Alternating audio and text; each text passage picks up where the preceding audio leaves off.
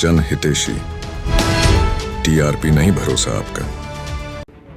उत्तर प्रदेश में 9 सीटों पर चुनाव होने के लिए जा रहे हैं। 20 नवंबर को मतदान होगा और 23 नवंबर को ये तस्वीर साफ हो जाएगी कि आखिर उन 9 सीटों पर किस पार्टी ने सबसे ज्यादा अपना दमखम दिखाया है और किस पार्टी को वोटरों का सबसे ज्यादा समर्थन मिला है। इसी विषय पर हमारी सहयोगी शिखा श्रीवास्तव हमारे साथ हैं, जिनसे हम कुछ प्रश्नों के जवाब मांगेंगे। शिखा जी, मेरा सवाल आपसे पहला ये है कि इस बार जो यूपी में उपचुनाव हो रहे हैं, इसके चुनावी मुद्दे क्या हैं? ये चुनावी बहस किस विषय पर छिड़ी है? देखिए, सीएम योगी द्वारा बटेंगे तो कटेंगे नारे पर सियासी घमासान तेज हो गई है। ये जो मेन मुद्दा मुझे लगता है कि है, क्योंकि बीजेपी का कहना है कि विपक्ष जो है, उस विपक्ष की राजनीति है कि हिंदू एक होकर ना वोट दे बल्कि जातियों में वोट करे। बीजेपी का ऐसा कहना है कि विपक्ष की तरफ से ये रणनीति बनाई जा रही है। ऐसे में सीएम योगी द्वारा जो नारा दिया गया था, बटेंगे या कटेंगे, इस पर रणनीति तेज हो गई है। मुझे लगता है कि उपचुनाव का ये जो है मेन मुद्दा, सियासी मुद्दा यही है।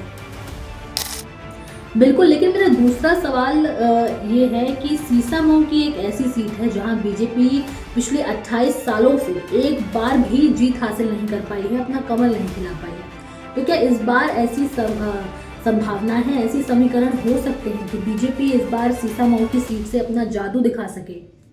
करहल सीट से अखिलेश यादव विधायक थे, उन्होंने इस्तीफा दिया, अब उपचुनाव हो रहे हैं। ये सीट वैसे तो एसपी सबसे मजबूत इस सीट पर मानी जाती है, लेकिन अब यादव परिवार को टिकट देकर बीजेपी ने एसपी को एक चुनौती दे दी है। सपा से जो बिहार के पूर्व मुख्यमंत्री के जो दामाद तेज प्रताप यादव प्रत्याशी हैं, तो वहीं भाजपा ने सपा संस्थापक दिवंगत पूर्व मुख्यमंत्री मुलायम सिंह के दामाद अनुजेश को प्रत्याशी बनाया है। ऐसे में ये सपा और भाजपा आमने सामने हैं और यादव को उतार करके बीजेपी ने एक चुनौती दी है सपा को। दोनों ही प्रत्याशियों दो दिग्गज नेताओं और पूर्व मुख्यमंत्री के दामाद हैं।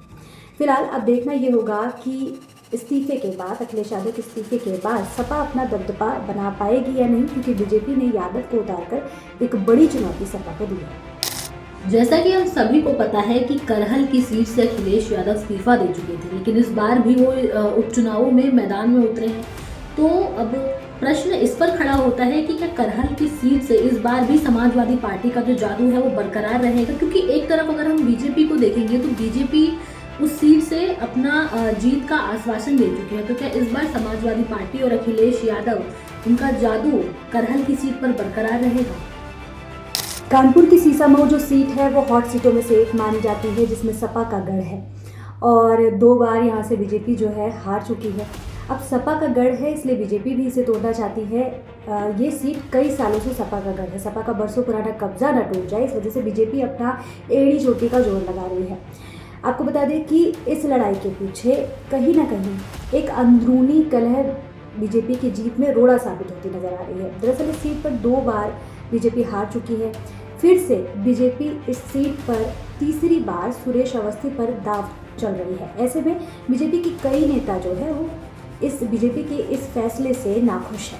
तो जो ये सीट है, इस वजह से बीजेपी के लिए ये सीट कमजोरी मानी जा रही है। अब अंतरकलह जो जीत में रोड़ा बनता हुआ दिख रहा है, ये फिर विपक्ष का ये अंदाज़ा है, ये तो चुनाव के बाद ही पता चलेगा, ये नतीजे ही बताएंगे। बहुत बहुत धन्यवाद आपका शिखा जी, हमारे साथ जुड़े रहने के लिए। आपने देखा कि यूपी में उपचुनाव होने जा रहे हैं। 20 नवंबर को मतदान होंगे। सभी जो भी वोटर्स हैं अपने मताधिकार का प्रयोग करेंगे, अपनी अपनी पार्टियों को समर्थन देंगे और 23 नवंबर को ये तस्वीर साफ हो जाएगी कि आखिर इन 9 राज्यों में कि कौन सी पार्टी आ रही है, किस पार्टी का दमखम ज़्यादा है। यहाँ पे पक्ष विपक्ष की तकरार लगातार जारी है और ये देखने वाली बात होगी कि इस बार किस पार्टी को समर्थन ज़्यादा मिलेगा। फिलहाल के लिए मुझे दीजिए इजाजत और देखते रहिए जन हितैषी। नमस्कार। ये वीडियो अगर आपको पसंद आई हो तो वीडियो को लाइक और शेयर जरूर करें। हमारे चैनल को सब्सक्राइब और फॉलो करना ना भूलें। आप देखते रहिए जन हितैषी नेशनल, ताकि देश और दुनिया की हर खबर से रह सके बाखबर।